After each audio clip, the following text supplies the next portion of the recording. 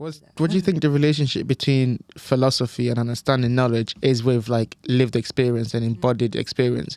How easy do you think it is to say you can learn something new right now in a book, to take that knowledge on and kind of implement it into your life straight away?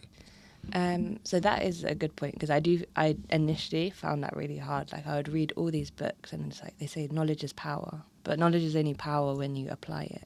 And some of the concepts are really hard in a Western world to apply. Mm-hmm.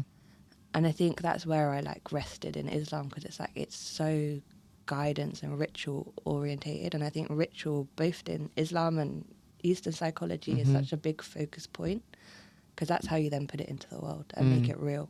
Mm-hmm. Like rituals, like whether it's like, yeah, just telling you to slow down a bit and actually put these things into action. Why do you think ritual is so important? Because you are right, it's been something I think our world today has lost a little bit with the fast pace of it all. Like you mentioned, we do need to slow down. But what do you think ritual does to us as people that makes us connect with something bigger than ourselves? I think when you have all this knowledge, you can spend a lot of time like in your mind. It becomes almost a form of escapism. Like, I'm going to just keep seeking knowledge. I need to learn and learn and learn and learn. But it's just escapism. You're not actually applying it. So to me, ritual, it's like you're doing things with intention.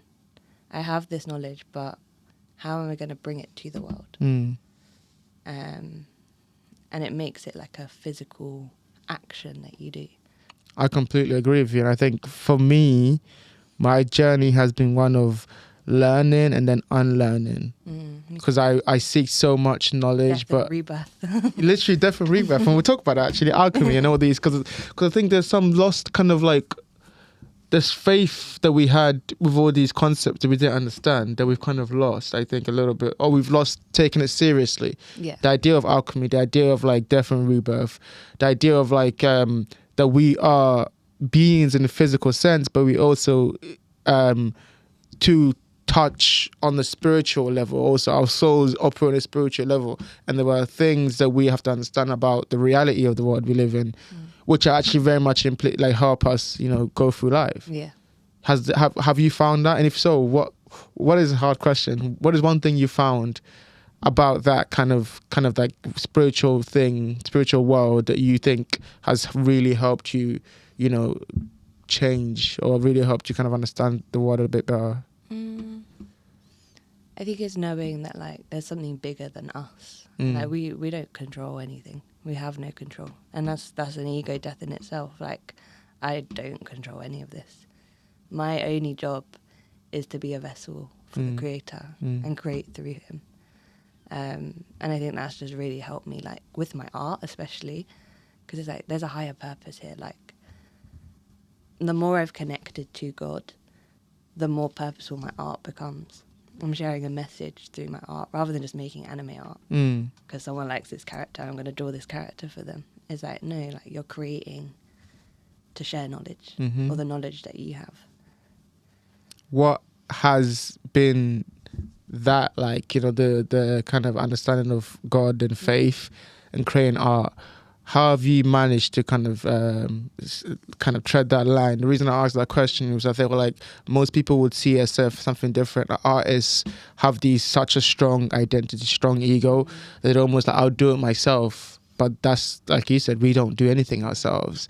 And I've found that to be true when I've kind of let go and accepted my role in all of it. And like, I do things for God. That's when I find peace within myself and peace with everything I do. Yeah. But that has been a difficult relationship as an artist who wants to be independent and wants to be kind of like, I do everything myself and control my own path.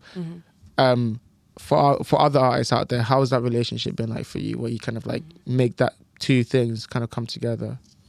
I think for me it was like not just reading, but actually, like I said, like reflecting on the things that I'm reading, because that's then where like I formed my own words and my own reflections on the concepts I was learning, and then I could turn them into visual concepts. That's sort of like the flow for me. But also, like, I think when you connect to God more and you're praying regularly, it's a natural like channel and like a flow.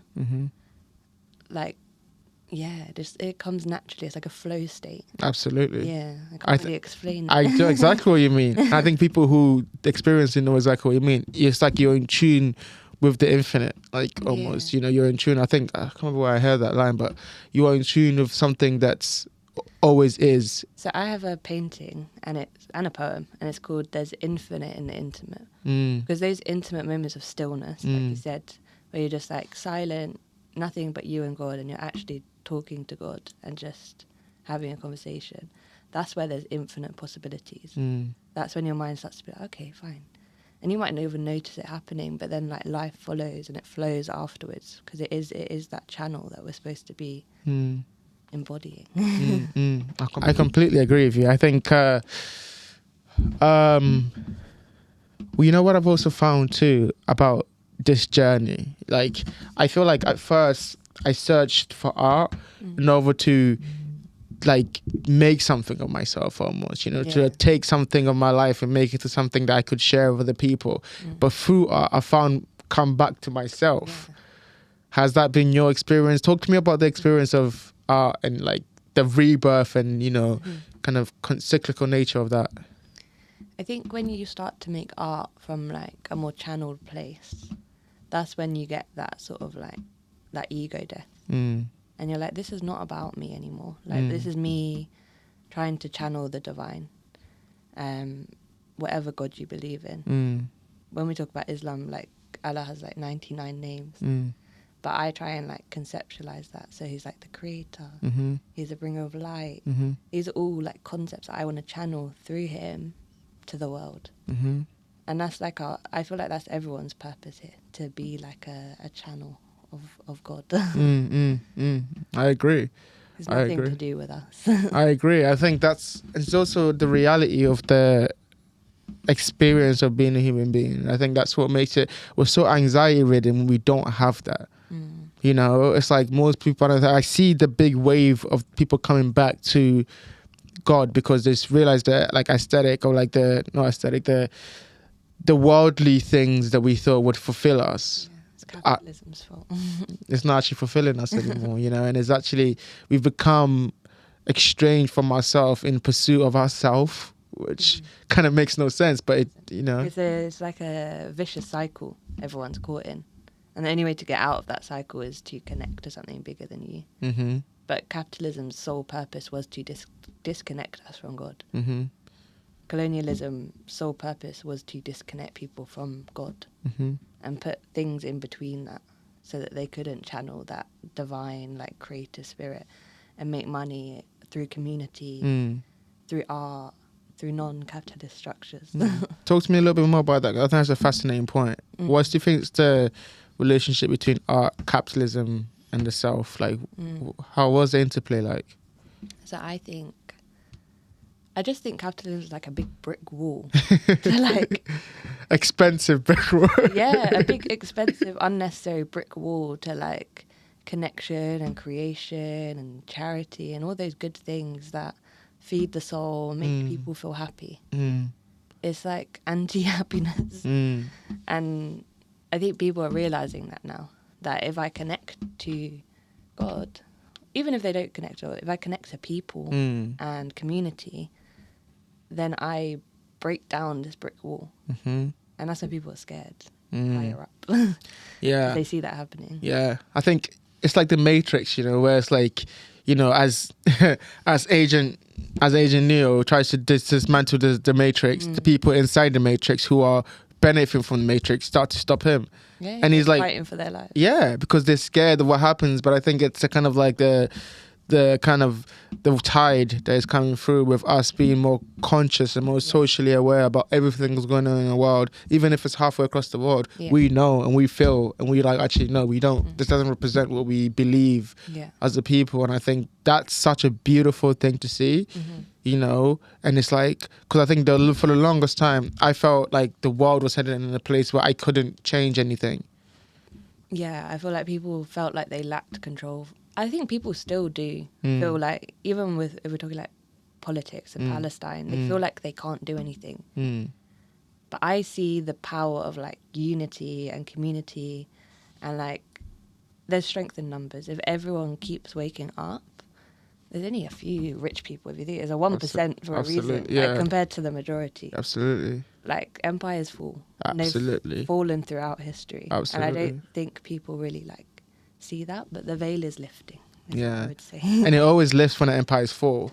You know. Yeah, it's like it coexists. It's like the veil is lifting for people, and empires are falling as a result. Because people, like you say, are conscious. They're waking up to it. I just hope that we do the next part with love, because you know, every Not time. hatred. Yeah. Because you can't fight hate with hate, and I think that's where people go a little bit wrong. But it's ego driven at the end of the day. Yeah, and I mean, it's pain also, you know. I understand why. I always tell my friends, I get it, bro. I get it. I get why you want to dismantle it all.